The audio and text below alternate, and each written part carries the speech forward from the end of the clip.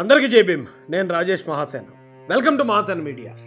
అది 2019 నుంచి 24 మధ్యలో జరిగిన సంఘటన. కొండదేల పవన్ కళ్యాణ్ నిలకడలేని వ్యక్తి. అప్పటికే ప్రజారాజ్యం అంటాడు, జై చిరంజీవి, జై ప్రజారాజ్యం, జై హింద్. అప్పటికే జనసేన అంటాడు, జై జనసేన, అప్పటికే టీడీపీ బీజేపీకి నా సపోర్ట్ అంటాడు. అపారమైన రాజకీయ అనుభవం ఉన్న శ్రీ నారా చంద్రబాబు నాయుడు గారిని మద్దతుగా ఉండడానికి చెప్పి శ్రీ నరేంద్ర మోదీ గారిని సమర్థించడం జరిగింది.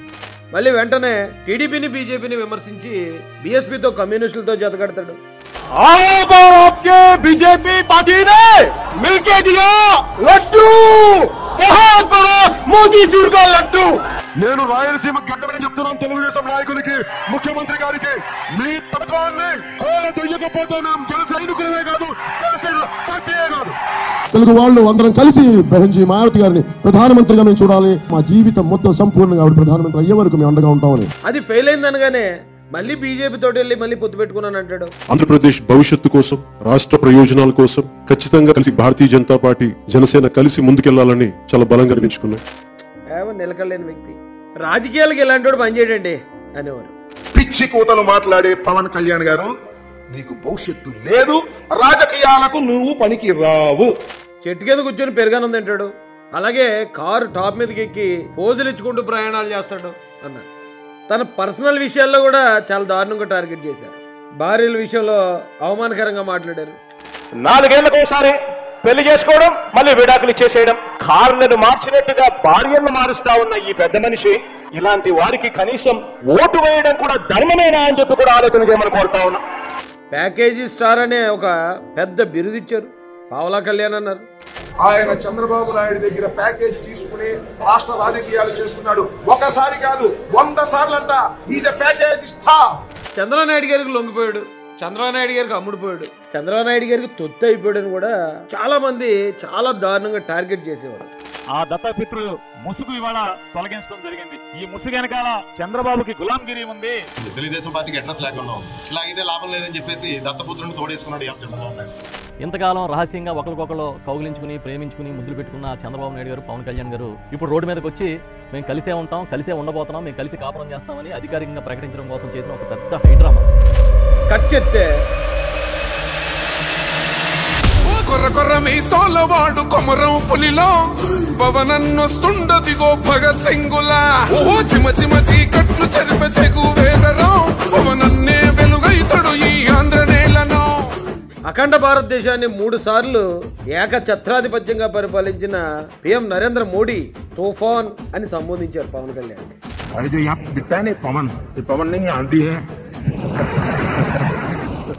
తిరుమల లడ్డు విషయాన్ని దేశవ్యాప్తంగానే కాదు ప్రపంచవ్యాప్తంగా చర్చనీయాంశంగా మార్చేసిన వ్యక్తి Pawan Kalyan. Andhra Pradesh Deputy Chief Minister Pawan Kalyan undertakes an 11-day Prashchit Diksha at Sri Dashavatara Venkateshwara Swami Temple in Guntur over the alleged adulteration of the Tirumala's Laddu Prasadam. And the Deputy Chief Minister of Andhra Pradesh, Pawan Kalyan, has echoed the statements of Chief Minister Chandrababu Naidu, who alleged that during the YSRCP's rule, animal fat was used in preparation of Tirupati Laddus. మతాల పేరుతో బోర్డులు ఉండకూడదు, వక్ బోర్డును రద్దు చేయాలనే చర్చ ఈ దేశంలో జరుగుతుండగానే సనాతన బోర్డు ఏర్పాటు చేయాలని ఒక సంచలన ప్రకటన చేయటమే కాదు, కేంద్ర ప్రభుత్వాన్ని కూడా ఒప్పించాడు. సనాతన ధర్మ రక్షణ board is order of the day. Before you come and think 100 times and say talk about సనాతన ధర్మ. enough of this.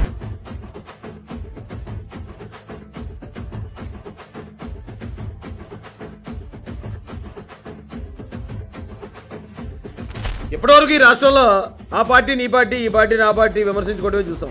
కానీ ఫస్ట్ టైం ఈ రాష్ట్రంలో ఉన్న పవన్ కళ్యాణ్ పక్క రాష్ట్రంలో ఉన్న నాయకులు టార్గెట్ చేస్తూ, నా టార్గెట్ రాష్ట్ర రాజకీయాలు మాత్రమే కాదు దేశ రాజకీయాలు అని చెప్పకనే చెప్పాడు. புரிஞ்ச சனாதன தர்மத்துக்கு நிக்க போறது ஆளுங்க எல்லாம் தமிழ்நாடுல, நம்ம தமிழ்நாடுல இதை டிரான்ஸ்லேட் பண்ணி யாரு சொன்னாங்களோ சனாதன தர்மம் நாசம் பண்ணணும்னு வைரஸ் சொல்லி அவருக்கு ఇది ట్రాన్స్లేట్ பண்ணி சொல்லுங்க. సీజ్ ద షిప్ అనే డైలాగ్ రాష్ట్ర వ్యాప్తంగానే కాదు దేశవ్యాప్తంగా మరియు ప్రపంచవ్యాప్తంగా హల్చల్ చేసింది. నేను ఆఫీస్ లో కూడా వస్తానంటే సార్ 10,000 మంది జీవితాలు పోతాయి సార్. ఏంటి 10,000 మంది జీవితాలు పోయాయి? ఓట్లు ఉన్నదేంటి మీరు కూర్చోబెట్టి స్మగ్లింగ్ చేయడానికి? Seize the ship. Any pressure comes from central government will see. Pawan Kalyan కి మీడియా సపోర్ట్ లేదు అని చాలా మంది అనుకునేవారు. కానీ అదే మీడియా ఈ రోజున తన వెనక పరుగులెట్టేలా చేశాడు. అయితే ఏం జరిగింది ఈ గ్యాప్ లో? అశ్వమేధ యాగం అంటే ఏంటి? కొండదేల పవన్ కళ్యాణ్ అనే ఈయన రాబోయే తరాలకి పొలిటికల్ ల్యాండ్ మార్క్ గా ఎలా మారాడు. రాజకీయాల్లో శాశ్వత శత్రువులు, శాశ్వత మిత్రులు ఉండరు. పవన్ కళ్యాణ్ గారి ఈ ప్రస్థానం నాకు ఎందుకు మీ అందరికీ చెప్పాలని అనిపించింది. అశ్వమేధ యాగం ఇది రామాయణంలో శ్రీరామచంద్రుడు చేశారు. దాని అర్థం ఏంటంటే ఒక గుర్రాన్ని వదిలిపెడతారు. ఆ గుర్రం ఎన్ని రాజ్యాలు తిరిగితే అన్ని రాజ్యాలు కూడా శ్రీరామచంద్రుడు ఆధిపత్యాన్ని ఒప్పుకోవాల్సిందే. ఆయన ఆధిపత్యానికి ఒప్పుకుంటే శత్రువును కూడా సొంతోళ్ళలాగే ట్రీట్ చేస్తాడు. ఆయన ఆధిపత్యాన్ని కనుక ఒప్పుకోకపోతే సొంతోడిని కూడా శత్రువులాగే ట్రీట్ చేస్తాడు. ఇది రామాయణంలో శ్రీరామచంద్రుడు చేసిన యాగం. ఇప్పుడు రాష్ట్ర రాజకీయాల్లో పవన్ కళ్యాణ్ గారు కూడా అశ్వమేధ యాగం చేస్తున్నారా? నాకైతే చేస్తున్నారనే అని అనిపిస్తుంది.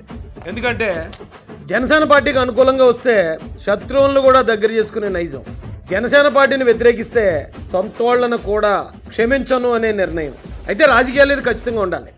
నన్ను బాగా ఆకర్షించిన విషయం ఏంటంటే పవన్ కళ్యాణ్ గారు తెలుగుదేశం పార్టీకి తొత్తుగా మారిపోయాడు అని విమర్శించిన వాళ్ళకి ఆయన ఇచ్చిన సమాధానం డైరెక్ట్ గా తెలుగుదేశం పార్టీ హోమ్ మినిస్టర్ని ఆయన టార్గెట్ చేశారు. హోమ్ మినిస్టర్ అనిత గారు కూడా చెప్తా ఉన్నాను, హోం మంత్రి స్థాయి మీరు బాధ్యత వహించండి, నేను హోంశాఖ తీసుకున్న పరిస్థితులు వేరుగా ఉంటాయి, గుర్తుపెట్టుకోండి. అవసరమైతే హోమ్ మినిస్టర్ నేను తీసుకోవాల్సి వస్తుంది అనే డైలాగ్తో ఆయన నాది అప్పర్ హ్యాండ్ ఉంది అనే విషయాన్ని ఇండైరెక్ట్ గా తన శ్రేణులకు తెలియజేశాడు. నాకు కావాల్సిన పదవి నేను అడుగుతాను అని అనకుండా నేను తీసుకుంటాను అని చెప్పడం ద్వారా. అలాగే కాకినాడలో తెలుగుదేశం పార్టీ ఎమ్మెల్యే గారు కొండబాబు గారి దగ్గర ఆయన నియోజకవర్గంలోకి వెళ్ళి అక్కడ జరుగుతున్న అక్రమాలను వెలికి తీయడం ద్వారా కూటమిలో ఆయనది అప్పర్ హ్యాండ్ అనే విషయం అది శ్రేణులందరికీ చెప్పకనే చెప్పాడు. అయితే తెలుగుదేశం పార్టీ శ్రేణులు అపార్థం చేసుకోకుండా అదే సమయంలో అసెంబ్లీలో రాబోయే 10 సంవత్సరాలకి నారా చంద్రబాబు నాయుడు గారే ముఖ్యమంత్రి అని ఒక సంచలన ప్రకటన చేశారు. ఇదే కొనసాగాలని కోరుకున్నాను అధ్యక్ష. This should be a continuity of the our entire governance. గౌరవ ముఖ్యమంత్రి గారికి నేను మాటిస్తున్నాను, ఆయన ఏ కళ అయితే కన్నారో ఆ కళ నెరవేర్చడానికి పూర్తి చేయడానికి మేము అందరం సంసిద్ధంగా ఉన్నామని తెలియజేసుకుంటూ, మీరు 5 సంవత్సరాలు కాదు గౌరవ ముఖ్యమంత్రి గారు తెలియజేసిన అధ్యక్ష, మీరు ఇంకొక దశాబ్దం కూడా ఈ రాష్ట్రానికి ముఖ్యమంత్రిగా కొనసాగి. దాంతో ఆయన మీద రాబోతున్న అపార్థాలన్నీ పటాపంచలయ్యాయి. ఈ కూటమిలో నాది పైచేయి ఉందని తెలియజేస్తూనే ఈ కూటమికి నారా చంద్రబాబు నాయుడు గారి నాయకత్వానికి నేను కట్టుబడి ఉంటాను అని బ్యాలెన్స్ చేయడం అనేది అది ఆషామాషి విషయం కాదండి. చాలా పరిణితి చెందిన రాజకీయ నాయకుడు మాత్రమే చేయగలడు. శాసన మండలిలో బొత్స సత్యనారాయణ గారితో వాగ్వాదం జరిగింది. అక్కడ కూటమి నాయకుడిగా ఆయన్ని వ్యతిరేకించాడు, ఆయన్ని టార్గెట్ చేసి మాట్లాడాడు. కానీ అసెంబ్లీ బయటకు వచ్చేటప్పటికి బొత్స సత్యనారాయణ గారి పెద్దరికాన్ని గౌరవించారు. గౌరవించడంతో పాటు ఆయన్ని హక్ చేసుకోవడం ద్వారా మనం రాజకీయ శత్రువులు మాత్రమే తప్ప మన మధ్య మరే శత్రుత్వం లేదని సత్యబాబు గారికి, సత్యబాబు గారి అనుచరులకి, ఈ రాష్ట్ర ప్రజలందరికీ ఒక సంకేతాన్ని పంపించారు. జనసేన ఆధిపత్యాన్ని కనుక అంగీకరిస్తే అశ్వమేధ యాగం ఆధిపత్యాన్ని అంగీకరించినట్టు, జనసేన ఆధిపత్యాన్ని అంగీకరిస్తే బాలినేని శ్రీనివాసరెడ్డి లాంటి వ్యక్తిని కూడా, కరుడుగట్టిన వైసీపీ నాయకుడిని, జగన్ సొంత బంధువును కూడా చేరదీసేంత ధైర్యం నాకుందని ఎంతమంది వ్యతిరేకించినా సరే బాలినేని శ్రీనివాసరెడ్డిని పార్టీలో తీసుకుని ఈ రాష్ట్రానికి ఒక స్థిరమైన నిర్ణయాన్ని తెలియజేశాడు. ద్వారంపూడి చంద్రశేఖర్ రెడ్డి దొంగ వ్యాపారాల మీద ఉక్కుపాదం మోపి ఎవడైనా సరే పవన్ కళ్యాణ్ గారి జోలికి, జన సైనికుల జోలికి వస్తే సమయం వచ్చినప్పుడు తొక్కి పాడేస్తాను అనే ఒక వార్నింగ్ ను కూడా ఈ రాష్ట్రంలో చాలా మంది నాయకులకు పంపించాడు. పవన్ కళ్యాణ్ అంటే మామూలు వ్యక్తి కాదు. చాలా మంది ఆయన విమర్శించేవారు, కుటుంబాన్ని పట్టించుకోడు, కుటుంబాన్ని లెక్క చేయడు, అన్నలకి గౌరవం ఇవ్వడు అని. కానీ అతని చేతికి అధికారం రాగానే ఎంతమంది విమర్శించినా సరే తన చిన్నన్న నాగబాబుని మంత్రి పదవితో సత్కరించాడు. మరో రూమర్ కూడా నడుస్తుంది, చిరంజీవి గారికి రాజ్యసభ సభ్యత్వం రాబోతుంది అని. అంటే ఒకే కుటుంబంలో 3 అన్నదమ్ములుంటే 3 అన్నదమ్ములు కూడా ఒకే సమయంలో అధికారంలో ఉండటం ఇదో రికార్డ్ అయి ఉంటుందండి. గతంలో జనసేనలో ఉన్న నాయకులు అనవసరంగా జనసేనలో ఉన్న వేరే పార్టీలో ఉండుంటే బాగుండేదేమో అని బాధపడేవారు.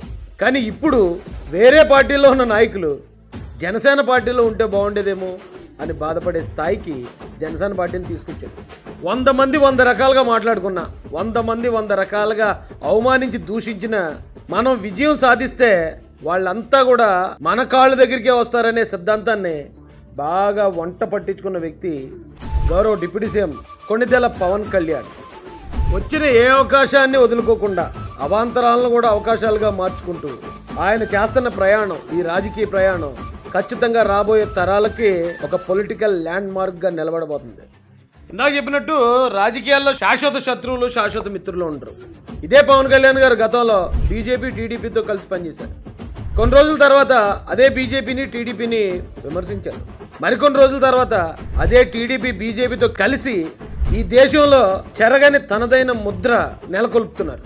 కాబట్టి మేము గతంలో ఏదో మాట్లాడాం, పవన్ కళ్యాణ్ గారి కోసం భేదాభిప్రాయాలు ఉన్నాయి, అన్ని పక్కన పెట్టండి.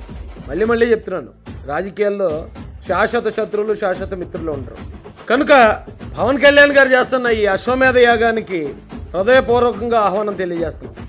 జై భీమ్, జై భారత్, జై జై మహాసేన.